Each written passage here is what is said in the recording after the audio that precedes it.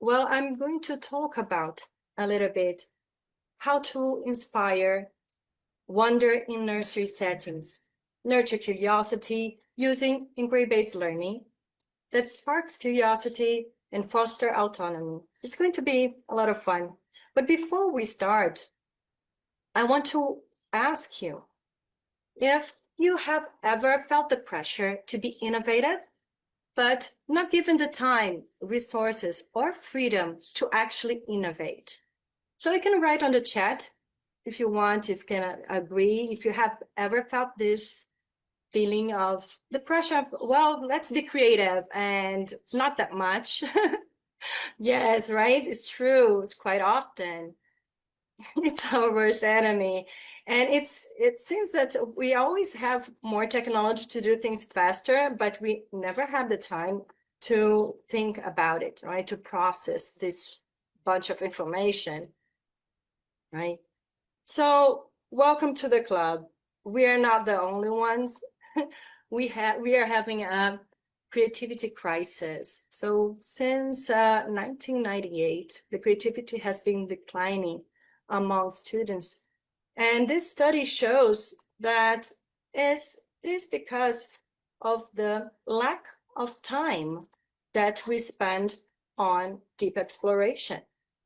So the deep exploration helps us feel more creative, and we need to spend a little bit of more time in each subject.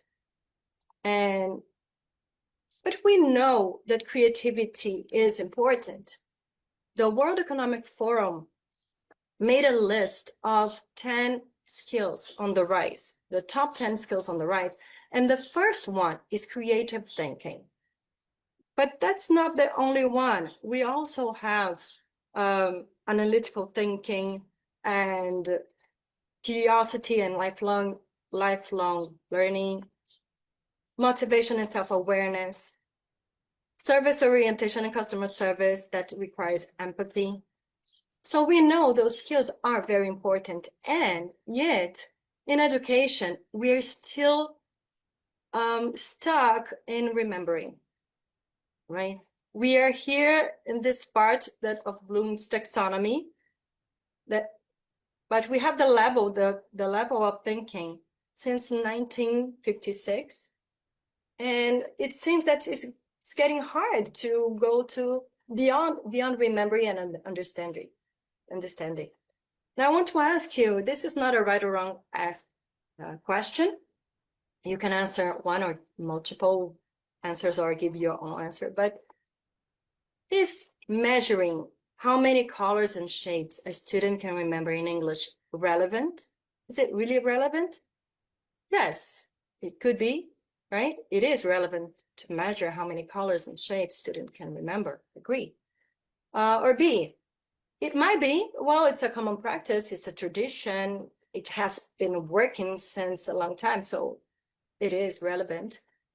C, not always, but families want to see this in reports, right? Yes, they do want to see in report, and how can we ensure families that they are learning, if not measuring how the language, right?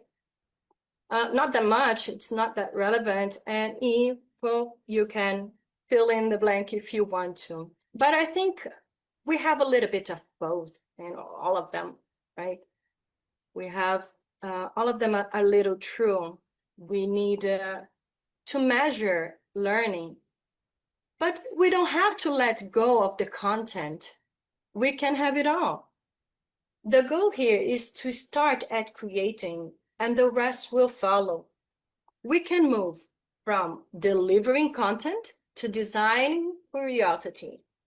But to do that, teacher needs the resource and the support for exploration. If we have a structure and a curriculum that ties you up to the content delivery only, it's going to be hard to do something different. And the parents still need visible evidence that their children are learning. So how we can do that? That has been a quite long journey for me in my work. I'm a psychologist, I worked with children with autism, and that taught me a lot. And what impressed me the most is that children are unique, with autism or not. We are all unique. We are all different. We have different tastes, different abilities. And when you have therapy one-on-one, you have the opportunity to work on their skills and where they are and where you want them to go.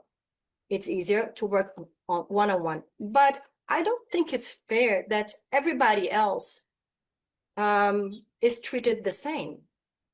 So I started searching for who can help me out to take that thought of every child is different and unique to a classroom with 20 kids. So I went to inquiry-based learning and exploratory museum in California to study and came back to Brazil, developed curriculum, and I wanted to go beyond and start writing. And I wrote this idea of how can we help children go through their curiosity and explore their questions in a classroom settings. And that granted me an Elton's Award finalist, and so I'm very happy for this achievement. I'm going to just show you a little bit how I got that. First of all, we are born curious, right? So this is a series of pictures of my son. He was 8 months old at the time, and he was inquiring about himself in the mirror in a kaleidoscope, right? He started looking, who is that in the mirror? And somebody else is looking me in the back here. And without saying a word, I didn't say, well, look here or look that. I didn't say a word. And he started looking what was going on around him. And he looked down at himself. And he can communicate. He can say what he discovered through his actions, not through words. So he looked at me through the mirror, not directly, as if he was saying, well, I got something here. I got it, right? So when adults observe children, they learn how to follow curiosity with the same passion as children have. So when teaching, it's a two-way. We learn from them so much. And that's what I want to show you today, how fascinating it is. Oops, let me go back a little bit. But before, I want to ask you, in your opinion, what is the purpose of education? What are we here? Yes, it's lovely, isn't it? It's very nice. Thank you so much. But tell me a little bit, what's the purpose of education in a word or two? What do you think? Why are we here? Why do we teach? Why do we want to share our experience? If you want to share a little bit with me, in your opinion, changes to cultivate people, right? To grow, development, knowledge, skills, to show how they can thrive. Wow, that's really nice. Solve problem, adapt. That's really nice. Love, filter, to learn. Yes. Yeah, confidence, motivation. True. I have here a sentence that say a little bit about this. Well, the purpose of the education, in my point of view, is to provide experience that helps children develop skills to live a healthy, meaningful, and a connected life, to take care of themselves, to take care of others and the world around them. And that requires curiosity, critical thinking, empathy, communication, and creativity. And how can we do that? Well, first of all, we don't need to separate one thing and the other. We can combine Maslow with Bloom, right? Especially in this early age, children need to understand their physiological needs, to drink water, to eat, to potty, and they need to understand their body and themselves and what are the signs of their body, right? But you don't have to teach word by word. You can start creating opportunity here so they can develop creativity. In this eating section, we show the sign language, which is inclusive for not only for late speakers, but for English as a second language, because to eat, the sign to eat is common across culture. So it becomes a visual support. And we also give the support so they can express their needs. They are aware of their needs. And creativity comes with content. Okay, you can talk about different shapes. We can talk about different colors, smell and taste. It depends on what the child is interested in. So you open up, yes, physical, physiological and psychology needs. So you open up possibilities to learn and get to know more your students. What are their interests in? What are their preferences? It's very interesting when you open up this possibility. And you can go beyond. And after all the mess with the food, they have to clean up. And why? Sometimes it's easier if the adult clean up, it's faster. But it's important if they do. It builds self-esteem, a sense of belonging. And when you offer a team task, they learn how to cooperate, and they learn about kindness, and they share purpose. It's very important so they can do this task, develops autonomy and intrinsic motivated, and they love it. They really do. And the content, again, will follow the name of the object, function, action. And this strengthens the cognitive skill with a purposeful action. And here in Mini Maker's Macmillan education book, we give them options of what task you want to take. It can be like a game.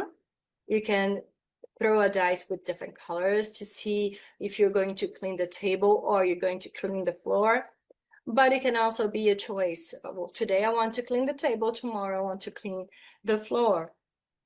Giving options, it helps develop the decision-making as well. And compromising, well, everybody wants to swipe with the broom, but let's learn how to share and how to take turns. This is a very important lesson, right? So take time to do that. And representation and play, it's so important. Children feel seen and safe when they recognize themselves in stories, right? It goes through belonging and self-esteem. They know what's there. And we have many stories are important. But if they can see what the character is going through is the same thing that they are going through, like learning how to ask to potty. And this is such an important information for teachers to know if the student is comfortable, if it's clean. It's such an important information. It doesn't have to be in English only. It has to be communicated. And when you practice with the sign language, with the visual, and with the action, everything makes sense. Everything makes sense with the role play. It becomes meaningful and hands-on. It's really nice when you have a toy to mimic what they go through. It's really nice. And Macmillan also is a part of Springer Nature, and they do great research on the best practice in classroom. And this research shows that integrating movement in the classroom supports children's self-regulation and boost academic learning. right? So when the child is moving around, they can understand themselves and can regulate. And again, content follows. Content of pushing and pulling and inside and out, hide and seek. The story is about this girl, she's moving away and she's building cars to represent it to the situation that's living through. So the situation that in this book provokes this kind of action. And they have a lot of fun while they're learning. And here you can see that the parents at home also have a sense that, well, I see my child is learning, right?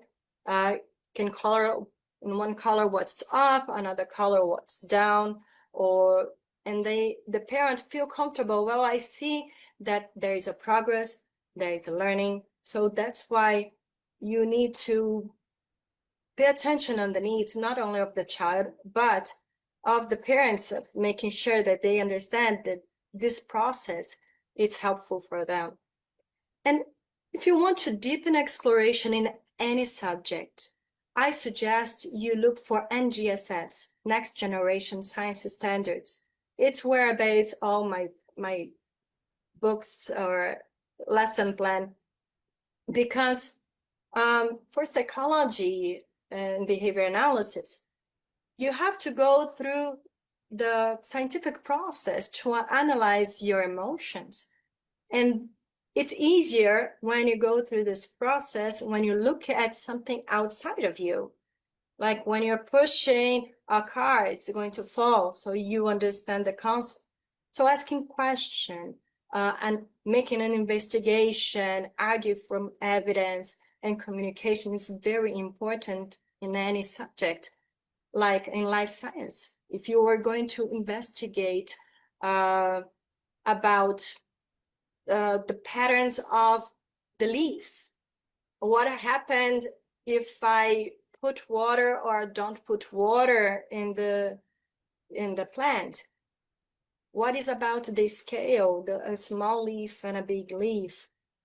The system, how does the plant drink water? What is the energy that they need, the structure and function, so they can move around and do not break? Stability and change, like the growing part. And you can reply that to engineering and psychology and technology, art and space, physical sciences. So we have the cross-cutting concept here, the core ideas. And what I added in my books is this emotional intelligence. So we can focus on what's really important, the basics of education, which is learning and investigating of self-management. How do I persist on something that did not quite work out, right? How can I be aware of myself, my own strength, limitation? How can I ask for help? How do I feel when I ask for help? So you can make this investigation, and that's the basic of applying cognitive skills and scientific practice. Relationship skills. How to collaborate effectively, listening and to each other, negotiating through conflict, making a responsible decision, right? So those are important fundamentals for learning anything in life. And what I'm asking you guys to do in this from now on, keep curious, get to know your student, learn from them. The facilitator's primary task is to create opportunity for student expression, right? And a way to do that is to offer choices so they can practice decision making. So what color do you want to do your experiment? What animal do you want? And ask them to justify yes, we're going to answer in Q&A, okay? We ask them to justify their choices so they can process that information. Even if you already know, you ask them to justify their choices. Allow multiple ways to express. Draw, build, act, talk, making sign language. Focus on observation. Ask them, what do they notice? What do they see, right? Encourage peer-to-peer responses. This is so important, so they can learn from each other, they can observe each other. Celebrate different answers. That's so important, so the children feel seen. And create sharing routines. If either in the beginning or the end, it's sharing what happened during the class or how they are feeling. This is so important. So they create this habit of speaking out about their needs, about what they're going through, about their emotion. This is a way they can process this information. And it's very important for teachers to know what's going on and deal with this emotion, deal with this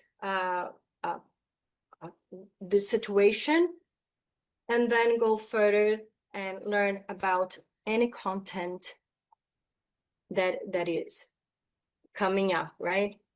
And this is so important,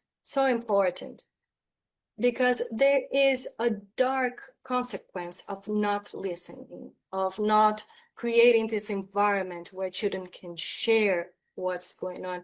So this is a study from UNICEF, which says that 1 in 5 girls, women alive today, has been subject to sexual violence as children. And that's similar to men. It's 1 in every 7 boys and men alive today has been subject to sexual violence.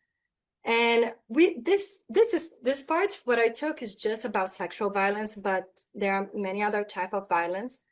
And it's so alarming. We need to be there. We need to be there for our kids. It's our responsibility to create safety, a safe environment, so children can share their emotion and protect them.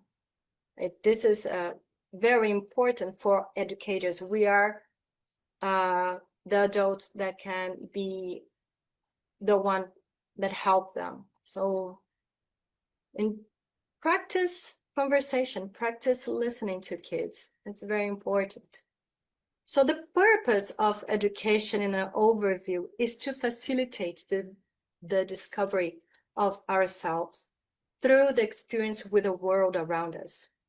So as a teacher, as an adult, and as a mother, I discover more about me when I'm teaching, when I'm interacting with my child, my reaction, my emotions. I learn about myself when I'm sharing this experience. So we are learning and teaching all the time, right? And I'm going to show you a little bit, another resources to support meaningful learning from mini makers. And if you could share with me on the chat, what are some things that you observe? What are some things that you can take from this video? And what are some things that we can learn beyond, with the main message and a little beyond? Let's try to see.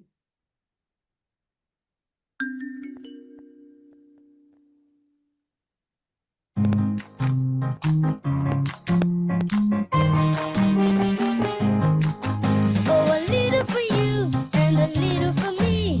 Let's be the best friends we can be. I have a toy to share with you. You take a turn and I do too. Oh, a little for you and a little for What's me. the message here? Let's be the best What do friends we we want them can to be. learn? What's the I intention? have a snack to share with you.